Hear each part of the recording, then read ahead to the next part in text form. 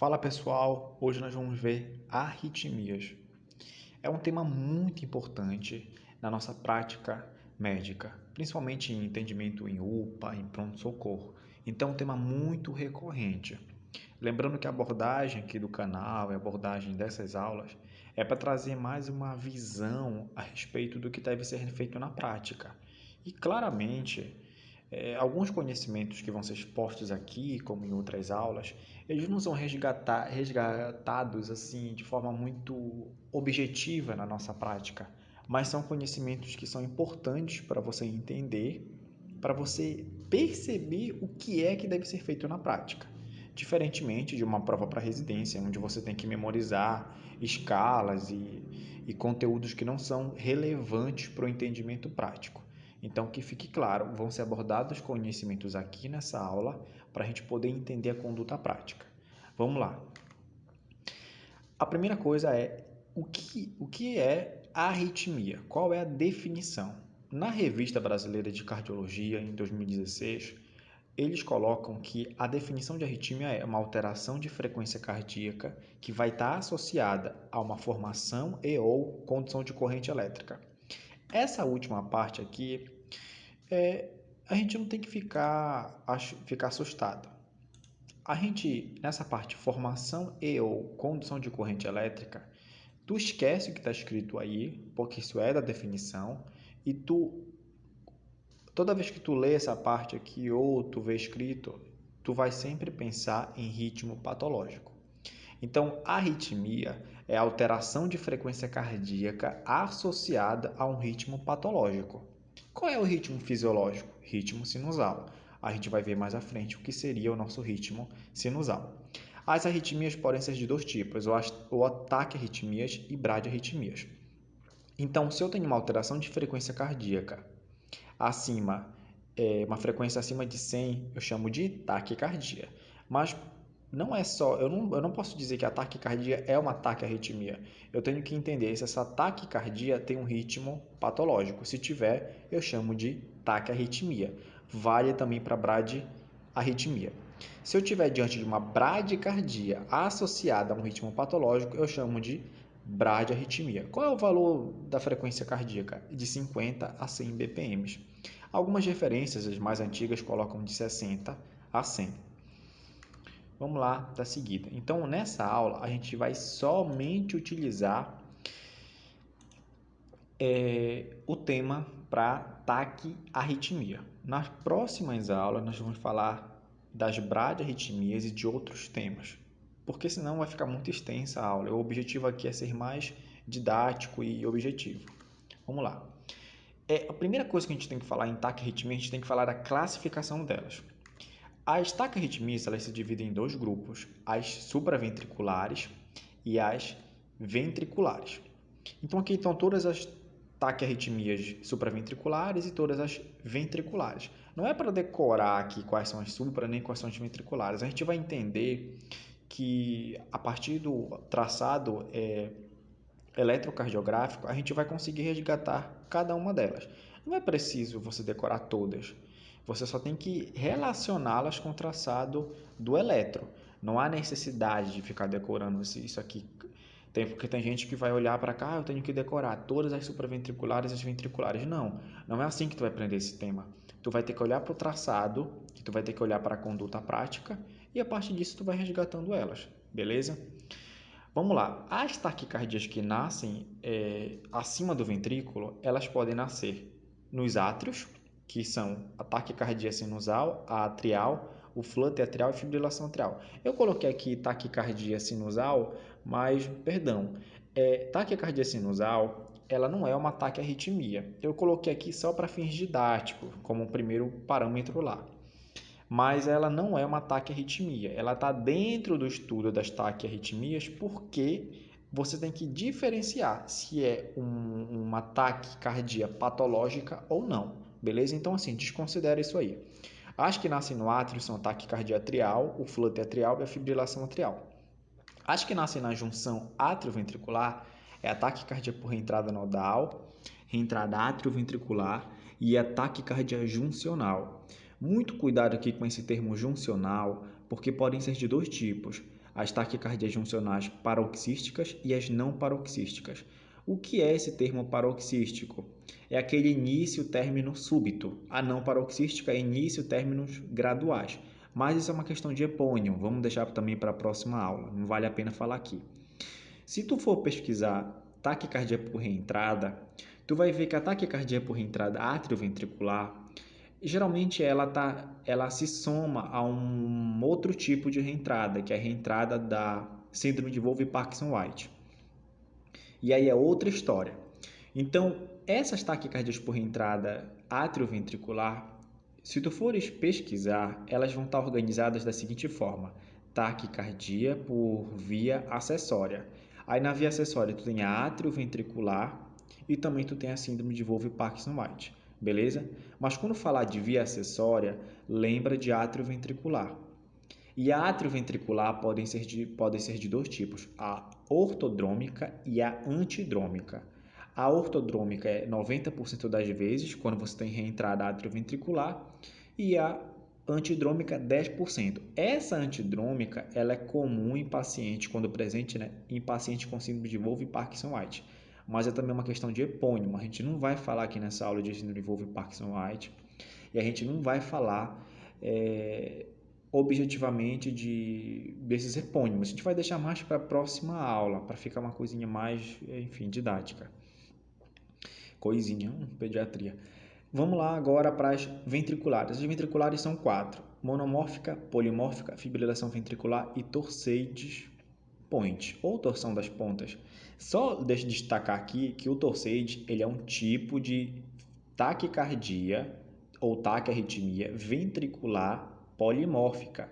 Só que a diferença está no QT. O QT da polimórfica, que a gente chama assim normal, é um QT normal. O QT longo, quando presente, é uma taquicardia ventricular polimórfica do tipo torsade, beleza? Vamos lá. Uma coisa aqui que a gente vai ter que destacar. Como é que a gente diferencia eletrocardiograficamente uma supraventricular de uma ventricular olhando para o QRS? Se o QRS estiver estreito, ou seja, dentro da duração que é colocada pela literatura até 3 quadradinhos, ou seja, 120 milissegundos, eu vou chamar de uma taquicardia supraventricular. Se tiver com uma duração aumentada, ou seja, um QRS largo, eu chamo de ventricular. Só que essa definição ela tem um buraco. Esse buraco está aqui nessa frase. Olha, cerca de 80% das arritmias de QRS largo, que são as ventriculares, elas são realmente ventriculares. Elas nascem no ventrículo. Porém, em alguns casos, temos taquicardias supraventriculares com condução aberrante. Ou seja, você tem um QRS largo, mas que na verdade ela é um tipo de taquicardia supraventricular, entendeu? Então, QRS largo não é 100% das vezes que é uma taquicardia ventricular, ou seja, ela não nasce especificamente no ventrículo. São taquicardias que nasceram acima do ventrículo e que elas têm um QRS largo. Mas isso só vai acontecer quando a condução dela for aberrante. Como é que a gente vai ver isso?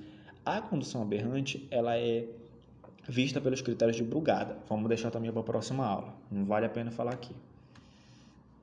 Como é que eu diferencio? Voltando lá, para ficar aqui melhor. Como diferenciar um ataque supra de um ataque ventricular? Eu olho para o meu QRS.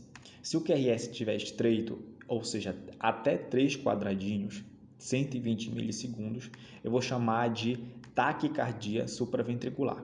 Se o QRS estiver largo, acima de 3 quadradinhos, eu vou chamar de taquicardia ventricular. Eu não estou falando aqui do tipo especificamente, beleza? Eu só estou dizendo como é que tu vai classificar o que é supra e o que é ventricular.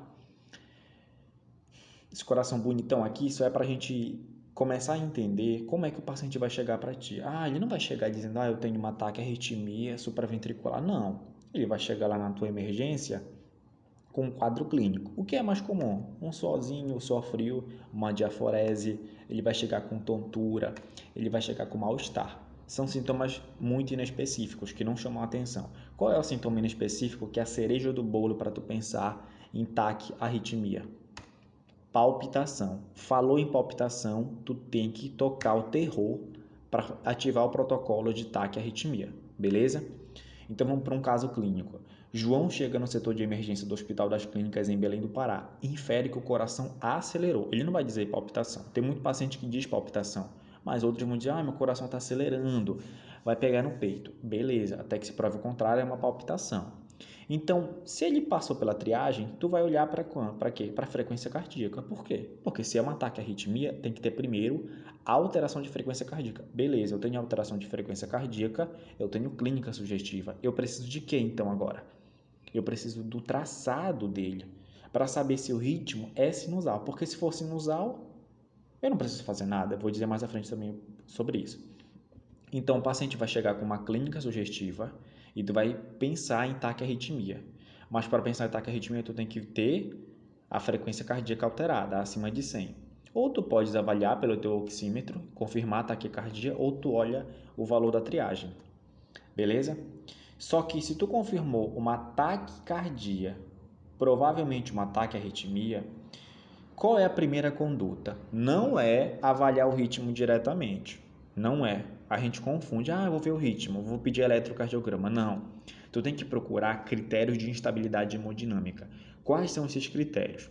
Esses critérios eu vi num blog, vi também num blog, mas eu vi isso aqui numa aula de dois professores diferentes, assim, da faculdade mesmo, e outro parece de um curso que eu participei, não lembro. Mas eles falaram de 5Ds. Esses 5Ds não é uma coisa que alguém criou, enfim, não é a marca de nada. É uma coisa bem lógica. Dispneia, dor torácica, desmaio, diminuição da PA e diminuição do nível de consciência. Essa diminuição da PA, uma vez me perguntaram, então tu tem que ter uma diminuição da PA. Em casa ele estava fazendo 13 por 9. Aí ele chegou no pronto-socorro, ele está com 10 por 8. Não, essa diminuição da PA só é para remeter ao D. Diminuição de PA aqui está falando de hipotensão, beleza? Diminuição do nível de consciência, rebaixamento do nível de consciência, está alterando o glágico. O desmaio está falando de síncope. Síncope. É uma referência que eu vi da USP de Ribeirão Preto, ele não coloca desmaio, ele coloca dispneia, dor torácica, PA e coloca também nível de consciência.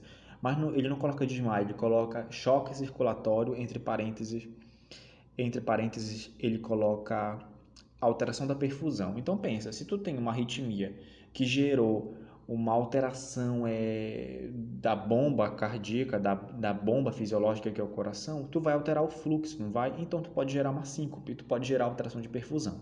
Então vamos entender aqui como desmaio. Outras fontes colocam como síncope mesmo. Então são os 5Ds: dispneia, dor torácica, desmaio, hipotensão, diminuição da PA, diminuição do nível de consciência. Se tu tiver qualquer um deles, tu tem um critério de instabilidade hemodinâmica, diferentemente lá da cirurgia, que instabilidade hemodinâmica para eles é taquicardia e hipotensão. Mas aqui vale a pena, né? Lembrar da hipotensão.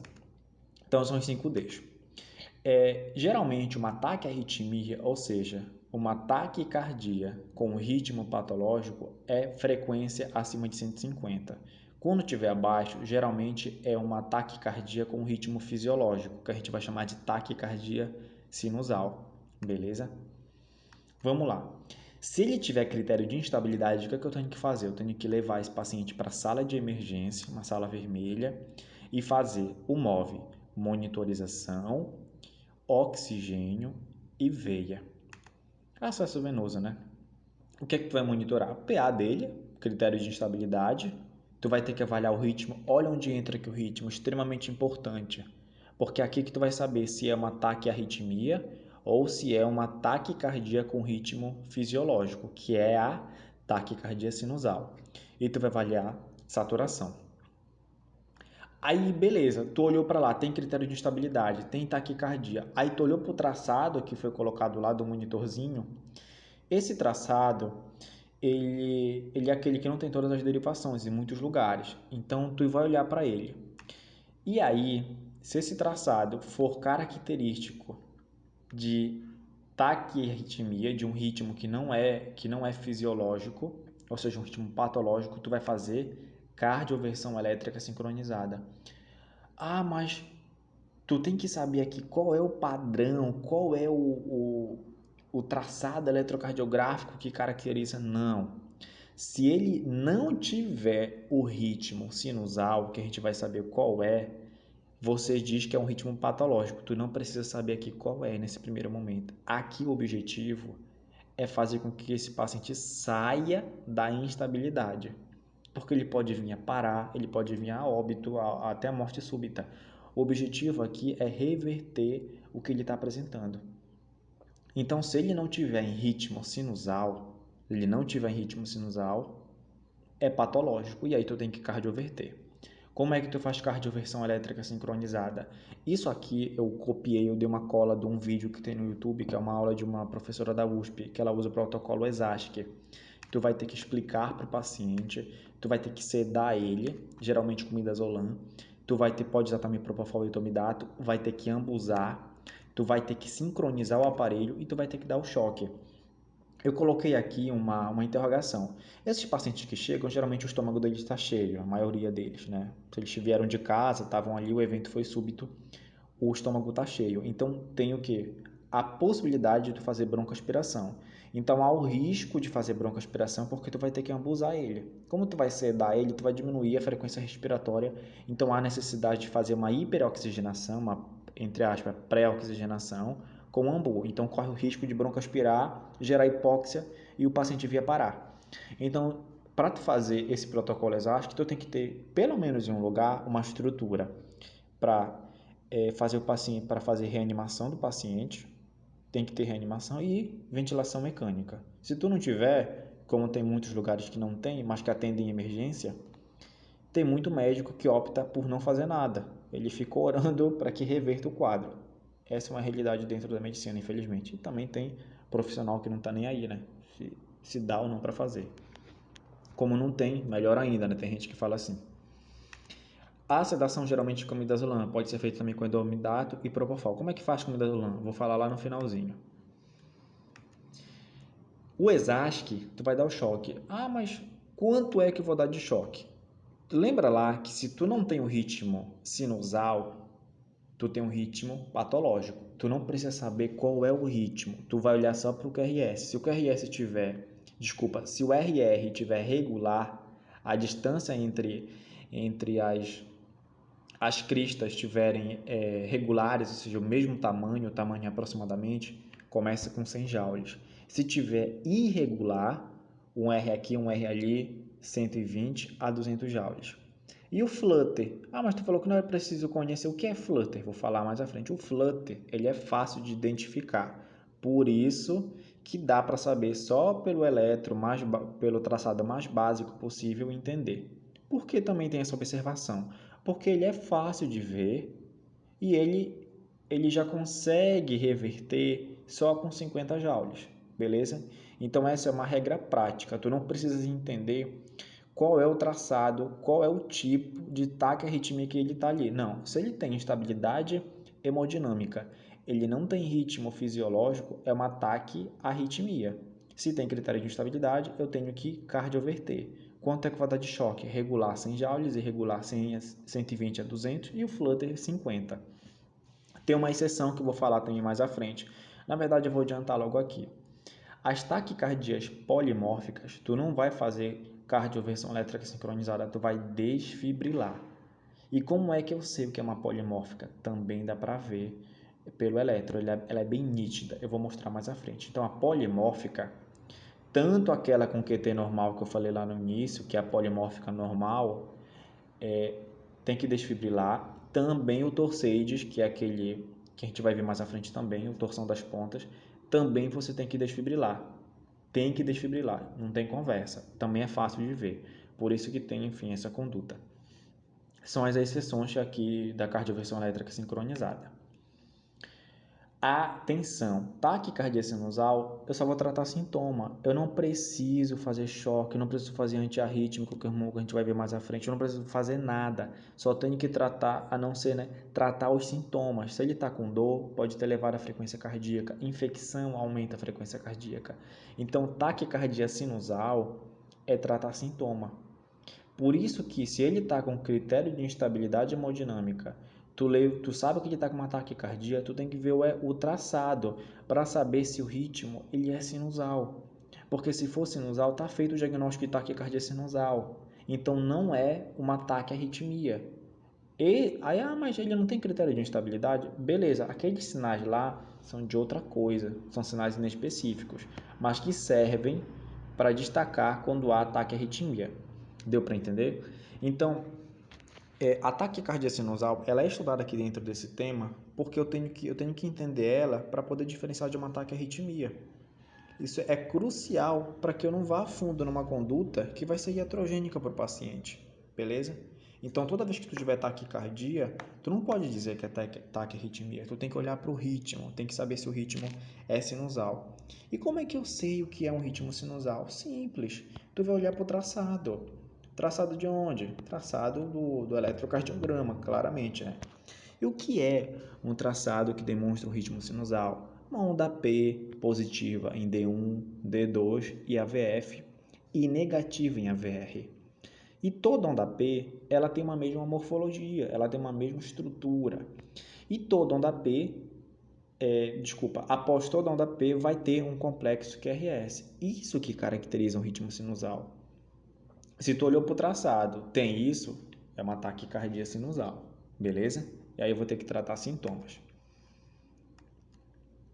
Sem critério de instabilidade hemodinâmica. Antes da gente entrar aqui nesse tema mas e se eu não tiver todas as derivações no local que eu tô? Eu tô com aquele eletro mais básico possível, eu não tenho como saber o tipo de taquiarritmia, mas eu sei que não é uma taquicardia sinusal, vai por aquele critério. Se eu descartei a possibilidade de taquicardia sinusal, então é uma taquiarritmia. Aí tu olha, se tem instabilidade, tu vai cardioverter. Aí tu olha para o RR, tu não precisa saber o tipo de taquiarritmia. Mas eu estou num lugar que tem as 12 derivações. E eu tô com uma dúvida do caramba se isso aqui é taquicardia sinusal. Pode acontecer? Pode. Aí tu vai ter que dar teu brilho para entender qual é o tipo de taquiarritmia. Beleza? Porque isso aí vai justificar. Então, se tu estiver num lugar que tem todas as derivações, que dá para ver rapidamente, as pessoas mais experientes vão dizer qual é o tipo logo. Isso vai ficar mais medular.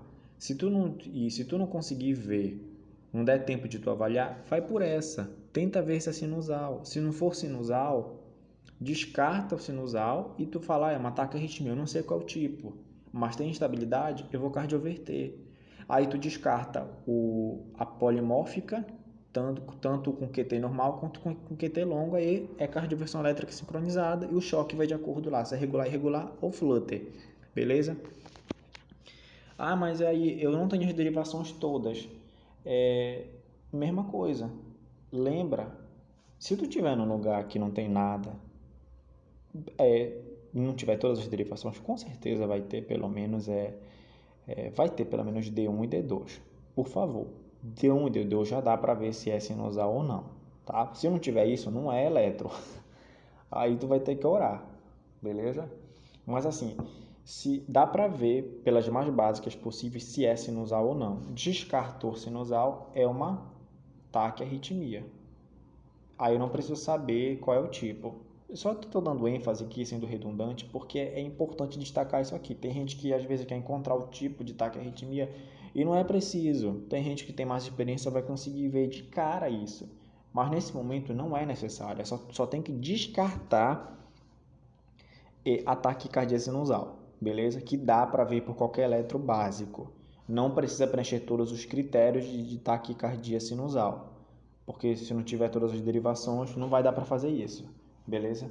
Mas pelas derivações básicas, eu vou conseguir saber, vou conseguir pelo menos descartar. Mas vamos lá. Se eu tiver sem critério de instabilidade, tá? Eu não tenho critério de instabilidade. O que é que eu vou fazer? Leva para a sala de emergência e faz a monitorização, oxigênio e veia, coloca para ver a pressão dele, para ver o ritmo e para ver também a saturação. Só que eu não vou cardioverter aqui. Eu não vou cardioverter. O que é que eu vou fazer aqui? Nesse paciente, eu não vou cardioverter ele. Eu vou pedir um eletro. Tem gente que não vai nem levar para a sala de emergência, vai pedir o eletro. O eletro geralmente fica numa salinha, nunca fica na sala vermelha.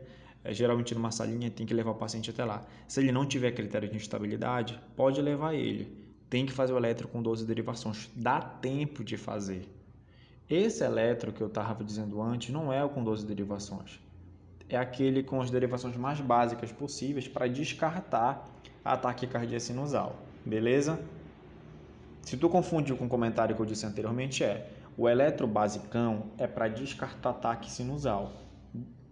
Descartou, é taquiarritmia. Pronto. Aí tu pediu o eletro com 12 derivações e olhou, tu vai olhar agora para o QRS. Se o QRS estiver estreito, é uma taquicardia supraventricular. Se o QRS estiver largo, é uma taquicardia ventricular. Toda taquicardia ventricular, todo QRS largo é taquicardia ventricular, nem sempre. Lembra lá que a gente falou no início que algumas taquicardias supraventriculares se apresentam com QRS largo, mas até que se prove o contrário, todo QRS largo é taquicardia ventricular. Aí beleza, eu olhei para o QRS que está estreito, eu vou olhar agora para as cristas, eu vou olhar de R para R. Se tiver regular, eu vou entender que é um grupo de taquicardias. Se tiver irregular, é outro grupo. Mas o objetivo aqui não é saber quais são os tipos, é entender a conduta. Aqui, mesmo no paciente sem critério de instabilidade, ou seja, estável hemodinamicamente, eu não preciso saber qual é o tipo de taquiarritmia. Aqui eu só preciso olhar para o QRS e eu já olho para o RR para ver se está regular ou irregular para poder entender a conduta. Se tiver regular, na taquicardia ventricular a mesma coisa, regular e irregular. Eu olho de novo, se tiver regular... gente, eu coloquei isso aqui para não confundir, mas vamos lá. Eu vou dar continuidade depois. Eu coloquei aqui só para a gente entender. Quais são os tipos de taquicardias supraventriculares, ou seja, que tem um QRS estreito, que são regulares? Deixa eu pegar aqui é a taquicardia atrial, é a taquicardia por reentrada atrioventricular, a por reentrada nodal e a taquicardia juncional. Nem marquei. E o flutter atrial. Esses tipos aqui são as taques supraventriculares com RR irregular, beleza? A fibrilação atrial é um tipo de QRS estreito, de supraventricular, só que ela é irregular, beleza? Qual é a exceção que deixam aqui?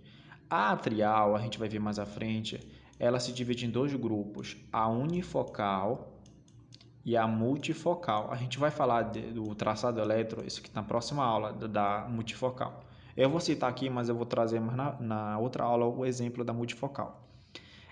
A unifocal a gente classifica como regular. A multifocal ela é com RR irregular, beleza? E aqui também tem uma outra exceção. A juncional ela é um ritmo também, ela também faz parte por um mecanismo de hiperautomatismo. Ela é a segunda causa de intoxicação quando tem intoxicação por digitálicos, mas isso é outra história também. Nela aqui, nessa juncional, quando ela vier acompanhada, ela não tem ritmo, ela não tem onda P. Geralmente é esse o traçado dela.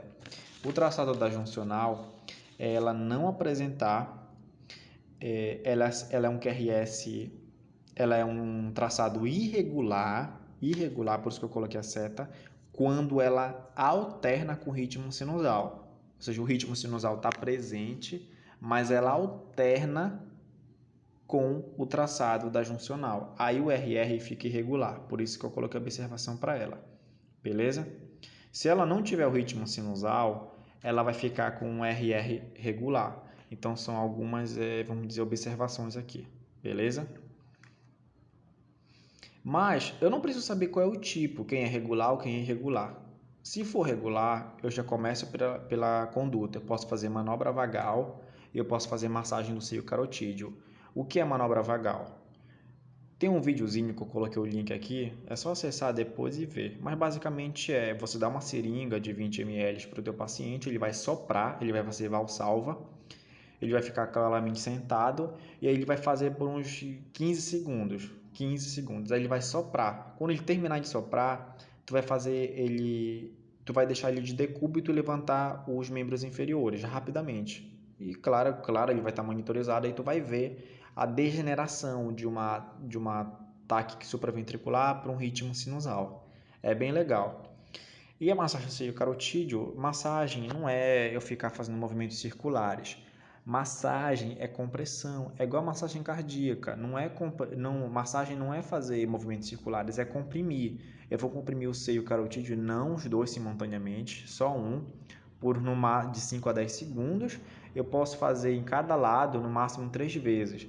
E aí eu posso ver se isso vai conseguir reverter ou não. Se não funcionar, eu vou fazer, não resolveu. Aí que tu vai fazer o quê? Tu vai fazer adenosina. Começa com 6 miligramas, não resolveu, faz 12 miligramas. Como é que faz a adenosina? Tem um comentário mais à frente também. Também tem um videozinho sobre isso. Não resolveu, controle da frequência cardíaca. Todo o QRS estreito que tem o RR irregular é direto. Não tenho que fazer manobra vagal, não tenho que fazer massagem cicarotídeo e nem adenosina. É direto o controle da frequência cardíaca. Então, a primeira tomada de decisão para o RR irregular é controle da frequência. E a terceira opção de um RR irregular é controle da frequência. Mas eu vou colocar aqui algumas observações. Quais são as observações? A taquicardia atrial, tanto a múltipla quanto a unifocal, eu vi que a manobra vagal e a massagem cicarotídeo e a adenosina não são tão eficazes. Eles colocam, então, eu vi numa referência que o ideal é ir direto. Ataque atrial, que tem o RR regular, é ir direto para o controle da frequência cardíaca, que é feito com o quê? Com beta-bloqueador, a gente vai ver também mais à frente, ou, se ele for contraindicado, verapamil ou diltiazem. Com uma contraindicação, se o paciente tem asma, tu não faz o beta-bloqueador, faz verapamil ou diltiazem. Não resolveu, vai para mildarona. Tudo isso é para fazer o controle da frequência cardíaca, beleza? Além da taquicardia atrial, ele coloca aqui como opção o flutter atrial. O flutter atrial, que tu não vai fazer manobra vagal, nem massagem carotídeo, nem adenosina. Tu vai direto para o controle da frequência. E se o controle da frequência não funcionar, tu vai pensar na possibilidade de fazer cardioversão. Cardioversão, um parênteses aqui, não significa necessariamente cardioversão elétrica sincronizada. Cardioversão pode ser química, geralmente com a mildarona. Então, no flutter, ele coloca também, não há necessidade que o flutter, o RR é regular, né? Tu não precisa fazer adenosina, nem massagem carotídeo, nem a outra opção lá, a manobra vagal. Tu vai direto para o controle da frequência cardíaca, assim como o RR irregular. Que o RR irregular é da fibrilação atrial. Aí beleza, tu controla a frequência. Se não der certo, tu não vai fazer a mildarona direto, igual como tu tem na taquicardia atrial. Eu vou criar um fluxograma, depois eu posto por aí, que eu não deu tempo de criar nesse momento. Na taquicardia atrial, tu vai fazer a mildarona se a frequência não resolver com o beta-bloqueador ou verapamil ou diltiazem. Aqui, se o flutter não funcionar com verapamil, diltiazem ou beta-bloqueador, tu vai pensar em cardioversão, tanto a química quanto a elétrica. Por que eu tenho que ter cuidado no flutter? Porque o flutter, ele corre o risco do paciente ter um trombo e degenerar, formar, enfim, desencadear um AVC ou piorar um infarto ou gerar infarto. Então, ataque cardioatrial, eu posso pensar em fazer a mildarona, cardioversão química, direto, se a frequência não corrigir com beta-bloqueador ou verapamil diltiazem, beleza? Então, no flutter eu tenho que ter um cuidado. Então, antes de pensar em fazer uma cardioversão química, eu tenho que entender se ele tem risco de trombo ou não. Isso no flutter.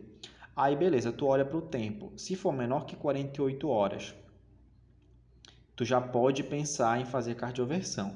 Se for menor que 48 horas. Se for maior que 48 horas, já é outra coisa. Então, vamos primeiro para o 48 horas. Se for menor que 48 horas e o paciente for fora do risco para a formação de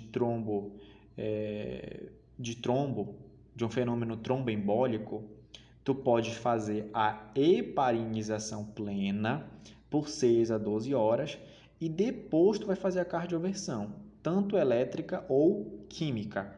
Olha aqui, tu entendeu?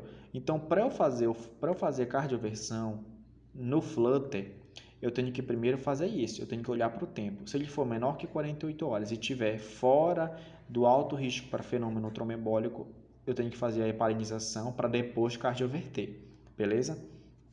Se ele tiver acima de 48 horas, ou eu não sei o tempo, ele tiver um risco, e ele tiver com risco, ou eu não sei o risco, né, do paciente, eu tenho que pedir um ecocardiograma transesofágico. Tenho que pedir ele. Se for acima de 48 horas, o que é acima de 48 horas? O Flutter. Se eu não sei o tempo e eu não sei o risco do paciente, ou eu não sei o risco do paciente, aí eu tenho que pedir um eco transesofágico desse paciente. Se confirmar o fenômeno, eu não vou cardioverter. Tu entendeu? Porque se tu cardioverter tanto com mildarona quanto eletricamente, tu vai fazer o trombo romper, ele vai parar, sabe onde? Lá no cérebro. E aí tu vai piorar o estado do paciente. Se o eco transesofágico ele destacar, ele disser para ti, olha, não tem nada, aí tu vai ter que fazer o seguinte, tu vai ter que fazer a heparinização plena por 6 a 12 horas para depois cardioverter. Ou a outra opção é fazer por 3 a 4 semanas a heparinização plena, aí tu vai cardioverter, beleza? Quimicamente ou eletricamente. Toda vez que tu fizer a heparinização, a anticoagulação, tu vai deixar ela por mais 4 semanas. Por mais 4 semanas. Tanto no paciente que tem abaixo de 48 horas e fora do alto risco, quanto no paciente que tem acima de 48 horas. Eu vou fazer um fluxograma também e vou postar lá. Acho que no Instagram. Beleza. Tá? E o controle da frequência cardíaca, então, é de cara para o Flutter, para fibrilação atrial e para taquicardia atrial, beleza? Como é que eu faço o controle da frequência? Beta bloqueador, geralmente propanolol, que é o que tem disponível, ou se não for contraindicado, verapamil ou diltiazem, beleza? Não resolveu, se for taque atrial, amiodarona. Se for Flutter, eu tenho que olhar para o tempo, menor que 48 horas, o Flutter, e fora do risco para fenômeno tromboembólico, heparina. Eu não sei o tempo é acima de 48 horas, ou eu não sei o tempo, e eu não sei o risco, tenho que fazer um eco transesofágico. É aquela coisa que eu já comentei. Aqui, olha.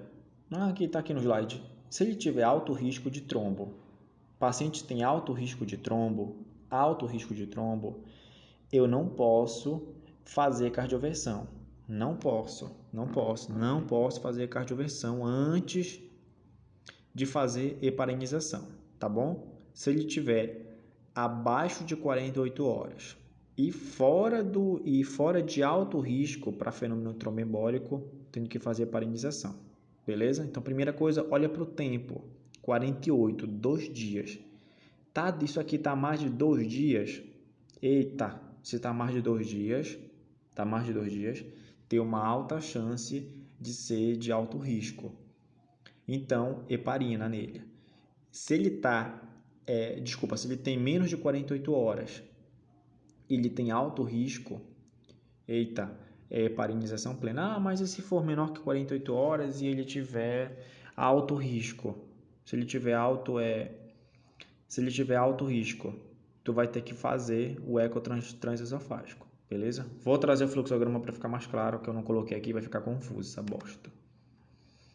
Olha, o controle da frequência cardíaca é feito com propanolol, posso fazer 10 mg, 4 comprimidos, ou 40 mg, um comprimido via oral. Manobra vagal, tá nesse videozinho aí, massageio carotídeo, de 5 a 10 segundos, 3 de cada lado, beleza? Se tiver sopro, tu não vai fazer porque tu pode ter um trombo ali, e se tu for fazer a massagem, tu for fazer a compressão, ele vai descolar, entre aspas, e vai fazer um AVC, beleza? Adenosina. A adenosina vai dar aquela sensação de mal-estar, aquela sensação de morte, enfim. Como é que tu vai fazer ela? Pega uma ampola de 6 mg, tu vai colocar na torneirinha, tu faz tu não vai diluir ela, tu joga a adenosina, depois tu joga mais 10 ml de soro fisiológico, porque a adenosina que entrar na veia, os 10 ml vão empurrar, vai dar o efeito que a gente precisa, beleza? Tu pode repetir, tu pode fazer só uma segunda vez. Esse videozinho aí também mostra como faz. Cardioversão elétrica sincronizada, aqui fala da sincronização do aparelho, fala da desfibrilação, o que é carga máxima, os tipos, fala do monofásico e do bifásico. Vale a pena ver esses vídeos. Eu posso trazer na próxima aula, mas eu acho que eles aqui estão muito bem explicados, esses vídeos. Voltando, agora bora para taquicardia ventricular. Se o QRS for largo, até que se prove o contrário, é taquicardia ventricular. Eu olho para o R. Se for regular, eu chamo de taquicardia monomórfica. Se for irregular, eu chamo de taquicardia ventricular polimórfica. Olha aqui, esse 80%, ele está se referindo que 80% das taquicardias ventriculares, elas são de QRS largo, mas nem todo QRS, tem o QRS largo, mas nem todo QRS largo representa uma taquicardia ventricular. Eu posso ter deixado aí, eu acho que ficou confuso, né, nessa organização, eu vou ser humilde e vou esclarecer isso. Mas o que eu quis dizer aqui é o seguinte, que 80% das taquicardias ventriculares, elas têm um QRS largo, o que sobra 20%. Quem que preenche os 20%? Os 20% do QRS largo? As supraventriculares com condução aberrante, beleza? Aqui, olha, presta atenção. Cadê? A monomórfica, seta azul, tu pode fazer a adenosina, pois 20% das taquicardias de QRS largo são supraventriculares. Se não houver reversão, pode tentar a infusão de antiarrítmico. O que ele quer dizer aqui tu pode fazer adenosina na monomórfica, se o paciente for estável, e se não tiver reversão, tu pode fazer antiarrítmico, como procainamida, sotalol e amiodarona. Esquece os outros, foca só na amiodarona, beleza? E a polimórfica, no paciente estável, que é difícil, né? Que eu lembro é difícil. Tu vai considerar metoprolol EV, 5 mg, com intervalo de 5 minutos, podendo fazer no máximo 3 vezes. Ninguém faz metoprolol no EV, ninguém faz, até porque ninguém sabe fazer. Tu vai fazer a amiodarona, beleza? Então a monomórfica, ele te dá a possibilidade de fazer adenosina. Se não resolver, amiodarona. A polimórfica estável também, como a monomórfica aqui, estável, tu pode fazer amiodarona. O que eu quis dizer com todo esse embaralhado aqui? Não faz adenosina. Para memorizar, faz a amiodarona na monomórfica e na polimórfica também. Esquece metoprolol, esquece procainamida, sotalol, esquece a adenosina aqui. Foca só na amiodarona. Só que tem um exemplo, tem uma exceção. Lembra que a polimórfica estável, eu tenho que ver se o QT é longo. O QT longo é torção. E é muito fácil ver eletrocardiograficamente o que é o torcide point. Beleza? Torção das pontas. Aqui tu não vai fazer amiodarona de jeito nenhum. Tu vai fazer sulfato de magnésio 2 gramas EV em 15 minutos. Eu vi que dependendo do paciente tu pode fazer 2 gramas EV de 2 a 3 minutos. Beleza? Como é que tu faz a amiodarona, que é o que a gente precisa saber? Essa com a amiodarona é a cardioversão química, tá? Química. Tu pega 2 ampolas da amiodarona, tu vai diluir em 100 ml de soro glicosado a 5%. Tu vai fazer isso aqui, olha, em 30 a 60 minutos. Ah, não tem bomba de infusão. Faz o cálculo para macro ou microgota. O que não é o ideal, né? Mas é a gambiarra do SUS. E depois isso aqui é a dose de ataque, beleza? Essas 2 ampolas. Depois tu vai para a fase de manutenção. Tu vai pegar 18 ml de amiodarona, que vão dar 6 ampolas. Vai pegar 232 ml de soro glicosado. E tu vai fazer isso aqui em 6 horas. Isso aqui vai dar 16 ml hora. Eu já coloquei aqui para ti até o ml por hora que tu vai colocar na BIC ou o cálculo que tu vai fazer para macro ou microgota. Depois tu vai fazer aí essa mesma coisa aqui, tá? Não, desculpa, confundi. Tu vai pegar as 6 ampolas e vai colocar aqui 232 ml. Vai fazer essa solução aqui, beleza? Solução. Tu vai fazer uma parte dessa solução em 6 horas. Nas 6 primeiras horas depois da dose de ataque. E o restante tu vai fazer nas próximas 18 horas. Como é que tu vai fazer isso? Tu vai alterar a velocidade. Tu vai pegar essa solução e vai colocar lá na bomba de infusão 16 ml hora. Quando der 6 horas, tu falar para a técnica, olha, anota aí quando começou, depois de 6 horas tu vai alterar essa velocidade para 8 ml, que já vai dar 18 horas. Ah, não tem bomba de infusão, e agora? E agora? Não tem, como é que eu vou fazer? Tu pode separar essa solução, tu separa, tu faz o cálculo, quanto é que vai dar. Se tu for calcular aqui, eu vou até calcular agora, ai meu Deus. Eu vou calcular aqui, olha, 16 ml por hora. Tu vai fazer nas 6 primeiras horas, tu vai fazer 96 ml da solução de 232 ml. 230, menos 232 ml vai sobrar 136 ml. 136 ml para fazer em 18 horas vai dar aproximadamente 8 ml. Tu pode fazer isso, não tem problema, entendeu? Não tem problema. Tu pode fazer 96 ml, coloca lá numa solução, calcula em macro, microgotas, e o restante, que vai dar aproximadamente 136 ml, tu vai fazer nas próximas 18 horas. Beleza? Fez isso, não resolveu? Cardio versão elétrica sincronizada. E o QRS largo? Eu preciso saber o que é cada tipo. Cara, assim, eu acho que é muito mais fácil. Eu acho que com QRS largo, o traçado eletrocardiográfico é muito mais característico. Então dá para tu fazer um entendimento de o que tu vê no eletro com o nome dela, com o tipo dela, beleza?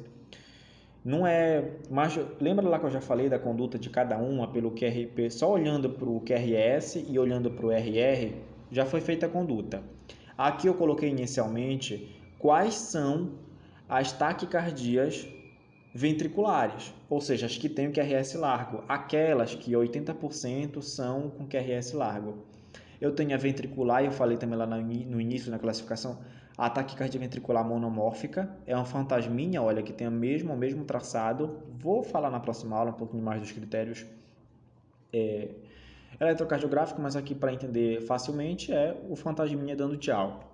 Olha o torsade, é como se fosse como posso dizer, dois olhos, tá? Dois olhos, um olho colando no outro. Começa abaixo, aumenta e diminui. Esse é o torsade, muito característico, muito característico. Ele é um tipo de taquicardia ventricular polimórfica, beleza?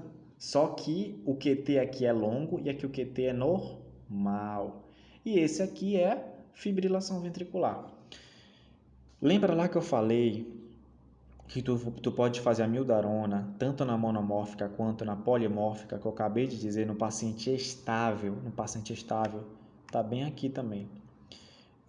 Não vou falar disso. Cadê o restante? Tá, então tu tem os 4 tipos. Tu tem um torsade, beleza, torção das pontas, ventricular monomórfica, polimórfica e a fibrilação ventricular. Beleza? Beleza? Então, a taquicardia ventricular monomórfica no estável funciona daquele jeito lá que a gente viu. Primeira mildarona, dose de ataque, depois dose de manutenção, não resolveu, cardioversão elétrica sincronizada. No paciente estável com taquicardia ventricular polimórfica, eu disse que pode fazer a mildarona e pode fazer a mildarona. Não resolveu a mildarona, tu vai fazer o quê? Desfibrilação. Não é cardioversão, é desfibrilação.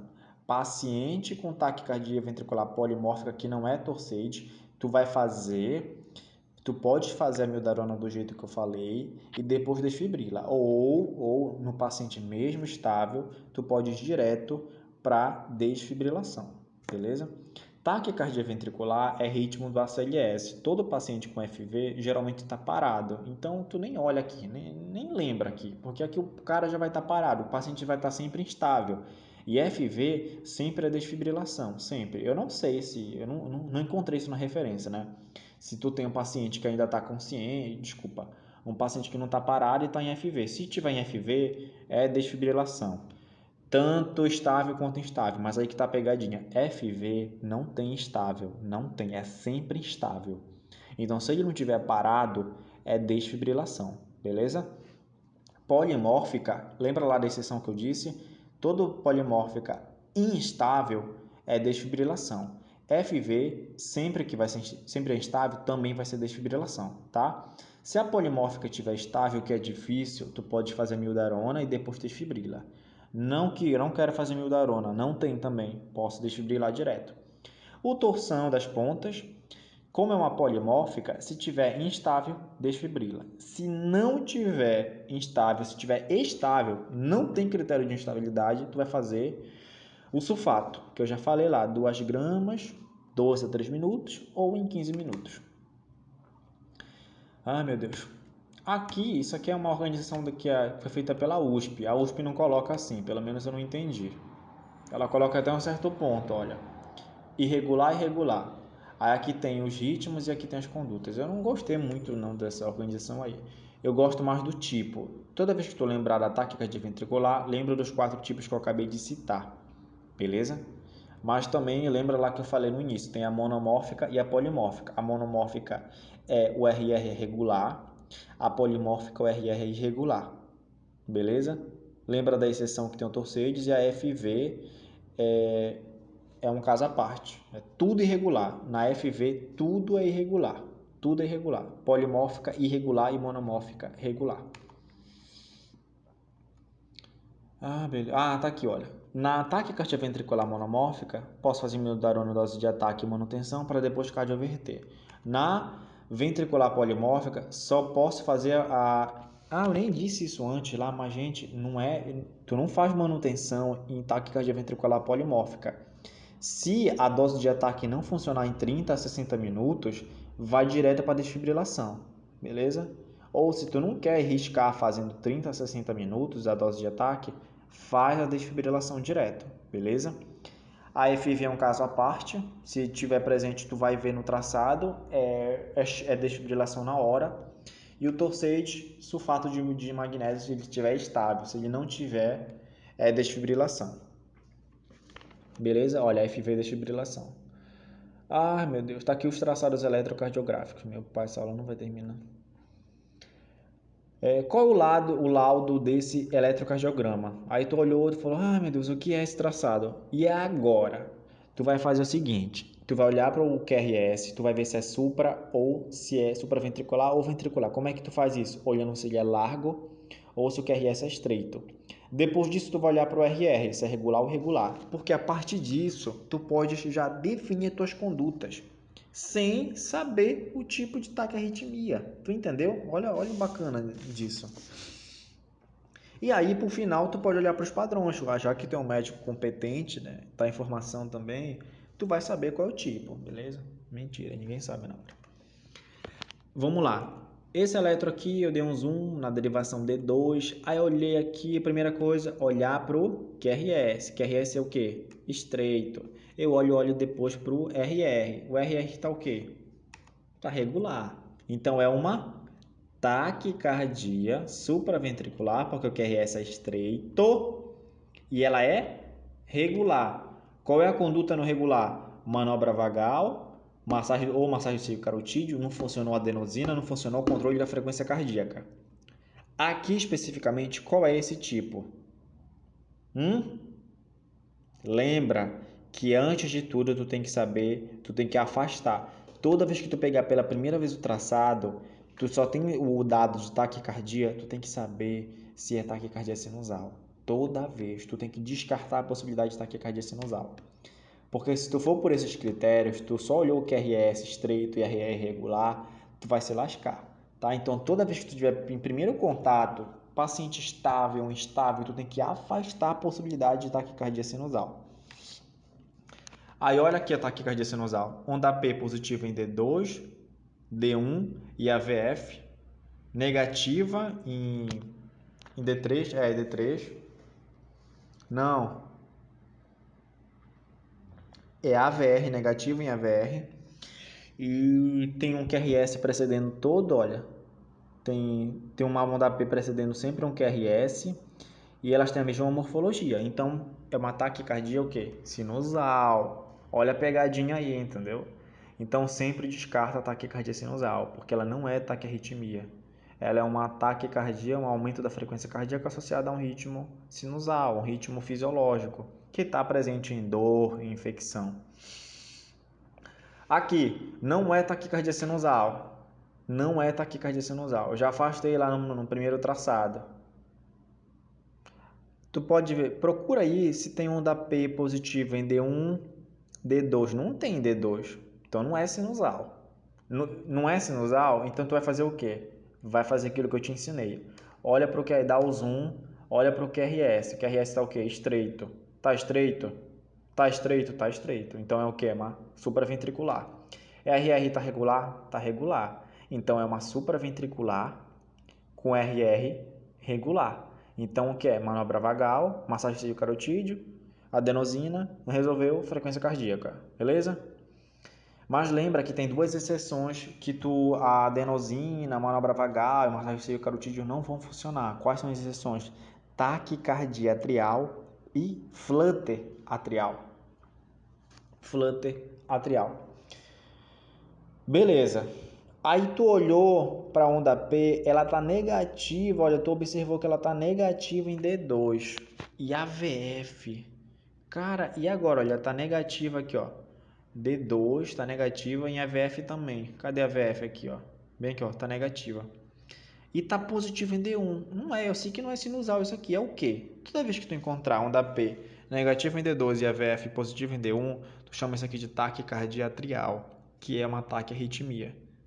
Se tu identificou que é uma ataque atrial, lembra que eu te falei que tu precisa entender só se é regular ou irregular e afastar a taquicardia sinusal, mas se tu souber o traçado eletrocardiográfico característico, tu souber qual é o tipo, tu vai lembrar o seguinte, que as taquiatriais e o flutter, tu sabe que manobra vagal, massagem carotídeo e adenosina não são tão eficazes, nem vai funcionar provavelmente. Então aqui é importante tu saber o traçado eletrocardiográfico, porque senão tu vai fazer a mesma conduta para todo mundo, o que não é maléfico, tu tá fazendo alguma coisa. E a literatura discorre que tu pode fazer, mas ela discorre também dizendo que a chance de reversão com massagem carotídeo, com adenosina, com manobra vagal são menores no flutter e na taquicardia atrial. Beleza, taquicardia atrial. E agora? Eita, isso aí é sinusal? Olha para D2. Onda P está positivo em D2? Eita, mas isso é onda P? Eita, não sei se é onda P não. Ah, então fala aí, não sei. Onda P positivo em D2? Ah, vamos dizer que tá positivo em D2. É D1, D2 e AVF. Eita, e agora? Tá negativo em AVR? Tá negativo em AVR? E agora é sinusal? Mas qual é outro critério? Ela tem morfologias iguais? Eita, essa onda P aqui não tem morfologia preservada não. O eletro tá feio, né? Apesar de estar com um zoom bacana. Mas e agora? O que tem aí? Ela tá meio trêmula, não tá? Não tem tipo um tremorzinho. Isso aí é característico do que a gente chama de flutter. Flutter, que são as ondas em serrote. Isso chama a atenção. Então, lembra que para ser taquicardia sinusal positiva em D1, D2, AVF, mesma morfologia e toda onda P precedente do complexo QRS. Não tem mesma morfologia. Olha como é um traçado, uma onda em serrote. Eu afastei a sinusal. Eu sei que é um flutter. Ela é muito fácil de identificar. Olhou onda F em serrote? É flutter, gente. Flutter atrial. Não tem para onde. Não tem para onde. E agora? O que é isso aí? Será que isso aí é flutter? Será que isso aí é sinusal?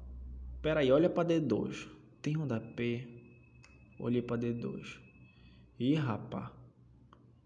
Ih, rapá. Não tem morfologia igual, não. Não tem morfologia de onda P aqui. A morfologia não preserva, não. Não preserva, não. Nem D1, nem D2. Não está preservando nada aqui dessa morfologia. Olha aí D3. Não é sinusal. Aí faz o que eu te ensinei. QRS estreito? QRS estreito. Então é supraventricular. RR regular? RR regular. Manobra vagal, massagem de carotídeo, adenosina, controle da frequência cardíaca. Beleza, mas qual é o tipo aqui? Aqui tem ondas S. Ondas S em D2, D3 e AVF. Não tem jeito, tu vai ter que decorar isso aqui. E onda R em V1. O que é essa onda S e onda V1? Vou mostrar no próximo slide. Isso aqui caracteriza taquicardia por entrada nodal. Grava o nome, taquicardia por entrada nodal. Não vai perder teu tempo memorizando mecanismo, origem. Grava o nome e grava os critérios para fazer o diagnóstico. Isso aqui é decoreba, isso aqui é praticando, não tem jeito. Mas só essa conduta aí de olhar para o QRS e olhar para o RR já te ajuda a tomar uma conduta mais rápida. Interessante aqui é que essa taquicardia por entrada nodal, ela desaparece se o paciente estiver fora da taquicardia. Tá? Parece meio óbvio, mas é verdade. Olha aqui. Cadê? Desculpa. Isso aqui, gente, é a onda... Eita. Isso aqui é a onda R que ele está falando, tá? Isso aqui é a onda R, olha. Onda R está em V3. Lembra lá que ele falou? Lembra lá? Eita porra, isso aqui tá tudo confuso. Lembra que tem que ter onda S em D2, D3 e AVF? Eu nem sei porque eu coloquei isso aqui, esse V3. Eu acho que é porque é semelhante à monomórfica. Isso que chama a atenção. Esse traçado tem em V3 é semelhante à monomórfica. O que é a pseudo S? É esse traçadinho aqui, olha, não é uma onda S. Do final do QRS indo para o segmento ST. É tipo uma cuiazinha. É um dedo que está empurrando aqui, olha, um dedinho. Isso aqui é a sombra do dedo. E a pseudo R também, olha. É quando, se a deflexão for negativa, isso aqui, olha. Lembra que o S é em D2, D3 e AVF. E a onda R tem que ser em V1. Feito isso, tu sabe que o diagnóstico é reentrada nodal. Beleza? Aqui também tem mais exemplo, olha, em D3. Olha lá, D3, onda S. E olha em V1 lá, a pseudo R. E agora, rapá, mano, aí tu vai falar, ei, isso aqui não é sinusal não. Beleza, dá o zoom, olha pro QRS. QRS tá estreito? Tá estreito, então é o que? Supraventricular. RR regular? Cara, esse elétrico tá meio doido, mas é regular, tá? Não precisa ser exatamente. Então, até que se prove o contrário, é uma taquicardia supraventricular, tá? QRS está estreito, regular. Manobra vagal, massagem de carotídeo, adenosina, controle da frequência cardíaca. Pronto. Mas qual é o tipo aqui? Qual é o tipo de taquicardia? O PR desse cara aqui tá curto, PR curto, e tem uma onda delta. Gente, não olha pro PR, ninguém olha pro PR. Olha para a onda delta. Essa onda delta é isso aqui. Cadê? É isso aqui, olha. É o final, digamos, é esse puxado aqui, beleza? O QRS ele é deficiente no início, entendeu? É esse traçado. Esse traçadinho aqui, olha, a gente chama de onda delta, beleza? Onda delta. É como se o QRS não fizesse o Q, não tem o Q, tá? Não tem o Q. É como se o traçado fosse direto. Isso a gente chama de onda delta. Assim, para tu saber o traçado elétrico de cada um, isso é praticando muito, é tendo olho. Mas tu tem que olhar para as principais características de cada tipo de taquiarritmia se tu quiser ser bom nisso. Então, aqui nesse tipo de taquicardia, a onda delta é o que chama a atenção, entendeu? É a onda delta que chama a atenção no início do QRS. E nem falei o nome para vocês, mas esse tipo aqui é taquicardia por entrada atrioventricular. Isso aí é onda, isso aí é ritmo sinusal? Nem a pau. Isso aí não é ritmo sinusal, não. Tá, é doido. Não é. Deu zoom, olha pro QRS. QRS tá estreito, QRS tá largo. Tá estreito. Então é uma supraventricular. Tá regular o RR? De jeito nenhum. De jeito nenhum. Qual é o tipo de cara que a gente lembra de que o RR é irregular? Isso aí é um macete também. Fibrilação atrial. Fibrilação atrial. Mas se tu não lembrar, lembra que o RR irregular, a conduta primária em paciente estável é controle da frequência cardíaca. Mas o que é isso aí na fibrilação atrial? O traçado é linha P, não tem onda P, linha reta, sem onda P e também tem um tremor na linha de base, beleza? Mas ele conserva, digamos, em alguns aspectos do complexo QRS, porque o problema é no átrio. Isso aí é fibrilação atrial. Gente, isso aí o que é? Isso aí é um traçado eletrocardiográfico chamado traçado da Wolff-Parkinson-White. Esse traçado, ele está presente em pacientes que têm síndrome de Wolff-Parkinson-White, mas existe uma diferença entre ter o traçado e ter a síndrome. A síndrome é quando desenvolve sintoma, beleza? Tem gente que tem o traçado, mas não desenvolve sintoma, então tem que ter essa diferenciação. Vou falar disso na próxima aula, porque tu é doido, vai ficar muito extensa a aula, vai ficar chata, mais do que já está. Considerações. Torcer de pontes é uma forma de taquicardia ventricular polimórfica. A taquicardia ventricular, os 4 tipos lá, eles são a taquicardia ventricular, que se não tiver pulso, é padrão no ACLS, beleza? Lembra que quais são os ritmos chocáveis? FV e TVSP. Então, toda taquicardia ventricular que a gente já viu que não tem pulso é padrão do ACLS. E fibrilação ventricular também é padrão do ACLS, beleza? A taquicardia ventricular polimórfica instável, ela deve ser tratada como a fibrilação ventricular, tu tem que desfibrilar. Isso vale tanto para o QT normal quanto para o QT longo. E lembrar do torsade, que tu tem que desfibrilar, mesma forma como a polimórfica instável. E se estiver estável, tu tem que fazer o sulfato no torsade. Do contrário, se for polimórfica estável, que é difícil, tu pode fazer a mildarona dose de ataque e depois desfibrilar. Ou tu pode desfibrilar direto. Relembrando então, o paciente vai chegar contigo falando de palpitação. Ih, meu coração acelerou, e agora? Aí depois vem a taquicardia, que tu tem que preencher critério para taquicardia. Geralmente a taquicardia das taquiarritmias é acima de 150. Isso não é regra, mas geralmente é o que acontece. Daí tu não vai olhar para o traçado, tu vai pesquisar sinal de instabilidade hemodinâmica, dor torácica, dispneia, diminuição da desmaio, diminuição do nível de consciência e diminuição da pressão. Qualquer um deles é critério de instabilidade hemodinâmica. Se ele tem critério, ele é chamado de instável. Se ele não tem critério, ele é chamado de estável. Paciente instável, eletrocardiograma, é o traçado eletrocardiográfico lá do monitorzinho da sala B vermelha. E o estável é o traçado eletrocardiográfico de 12 derivações. Ele é aquele que o paciente vai esperar, a técnica vai lá colocar, vai conversar com o paciente, aí depois vai chegar o traçado para ti, beleza?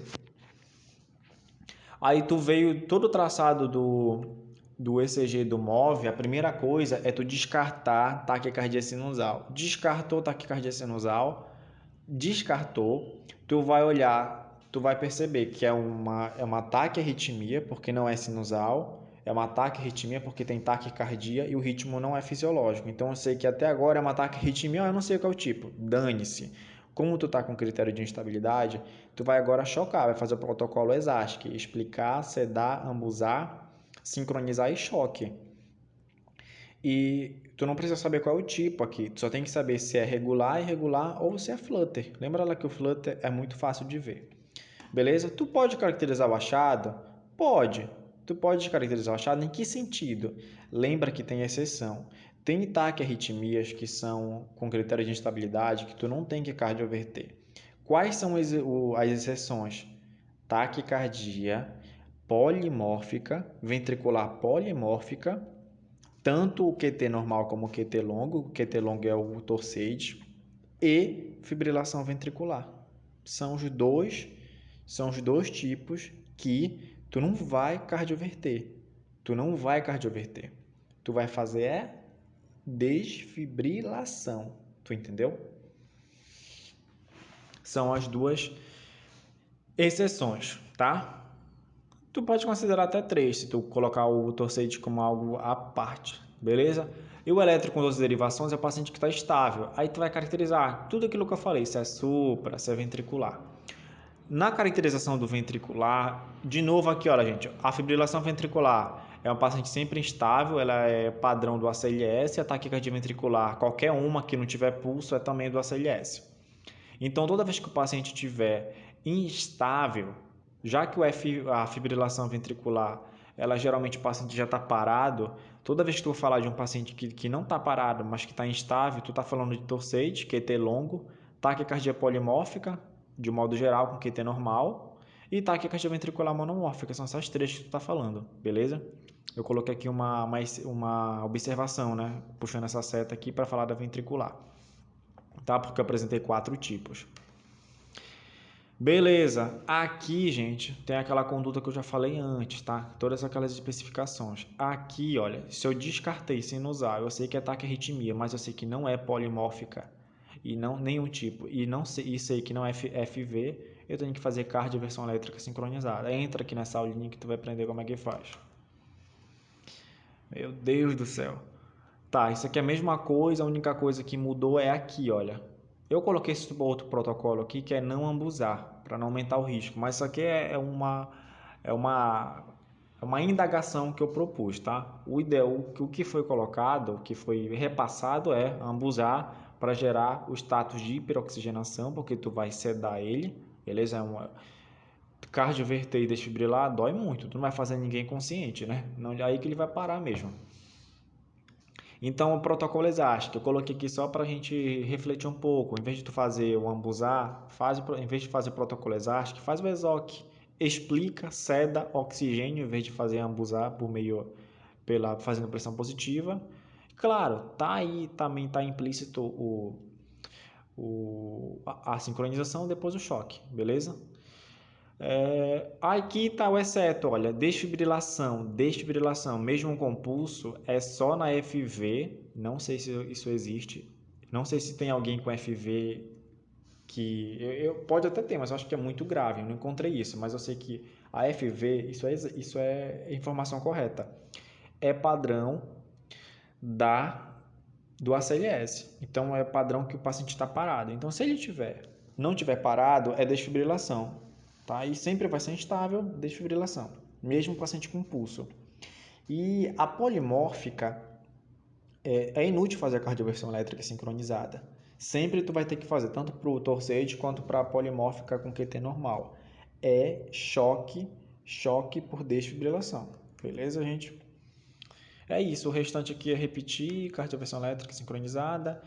Desfibrilação para o torsade é quando ele está instável e tu pode fazer o sulfato 2 gramas em 15 minutos se tiver estável, tá? Desfibrilação instável. Como é que tu faz a sedação? Eita, passou aqui. Como é que tu faz a sedação com midazolam? A apresentação é em 5 mg por 5 ml. Tu faz uma ampola e vê em bolos. Tu pode repetir até o paciente sedar. O que é sedar? Vai ver isso em outra aula, pesquisa no Google, sedação é um status que ele vai chegar, é um estado que ele vai chegar. Gente, isso aqui é uma coisa que eu uso sempre para laudar eletro, freios Damion, frequência, ritmo, eixo, intervalo PR, onda P, segmento ST, duração, amplitude, morfologia do QRS, intervalo QT e onda T.